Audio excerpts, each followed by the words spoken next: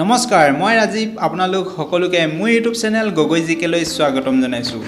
আজি আমি অসম পুলিচ হওক বা বিভিন্ন প্ৰতিৰক্ষা বিভাগৰ চাকৰিৰ বাবে দৌৰি জীৱনৰ লগত যুঁজি থকা এজন ল'ৰাই শুনিব লগা কথা আৰু মানুহে শুনোৱা কথা পাতিম। তাৰ আগত আপোনালোকে ভিডিঅ'ৰ মাজত সোমাই আৱেগিক হোৱা আগত মোৰ চেনেলটো ছাবস্ক্ৰাইব কৰি মোৰ জীৱন যুঁজত মোক অলপ সহায় কৰক। আহক আমি কাহিনী আৰম্ভ কৰোঁ।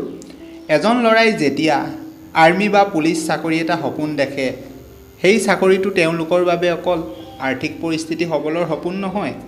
সেই চাকৰিটো তেওঁৰ বাবে বহুত বুজাব নোৱাৰা হেঁপাহৰ ভঁৰাল।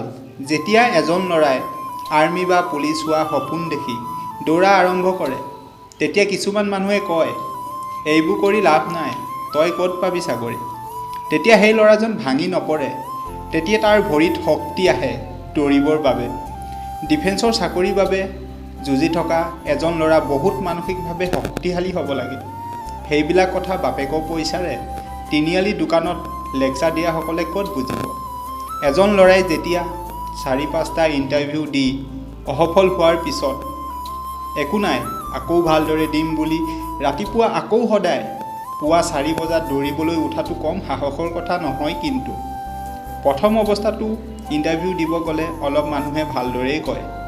পিছত ল'ৰাজনে ক'ৰবাত ইণ্টাৰভিউ দিব গ'লেও কোনোবাই সুধিলে অলপ ফুৰি আহোঁ বুলি ক'ব লগা হয়।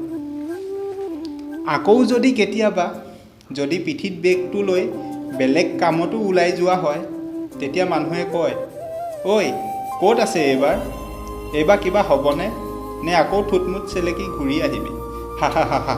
কিন্তু সেই সময়ত সেই ল'ৰা একো নকয়, কাৰণ এজন ডিফেন্সৰ লাইনৰ ল'ৰাই মানুহক কেতিয়াও অপমান নকৰে। এনেকুৱা আৰু হাজাৰ কথা ওলাব, কিন্তু আমি সফল হ'মেই। আপোনালোকে হাৰ নেমানিব, আমি হাৰ মানিব নোৱাৰোঁ।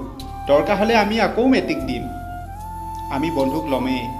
যদি ভিডিঅ'টো আপোনালোকৰ ভাল লাগিলে ভিডিঅ'টো লাইক কৰিব, কমেণ্ট কৰিব, শ্বেয়াৰ কৰিব, আৰু এতিয়াও যদি মোৰ চেনেলটো ছাবস্ক্ৰাইব কৰা নাই তেনেহ'লে মোৰ চেনেলটো ছাবস্ক্ৰাইব কৰি ল'ব। এনেকুৱা ভিডিঅ'সমূহ পাবৰ বাবে বেল আইকনটো প্ৰেছ কৰি ল'ব।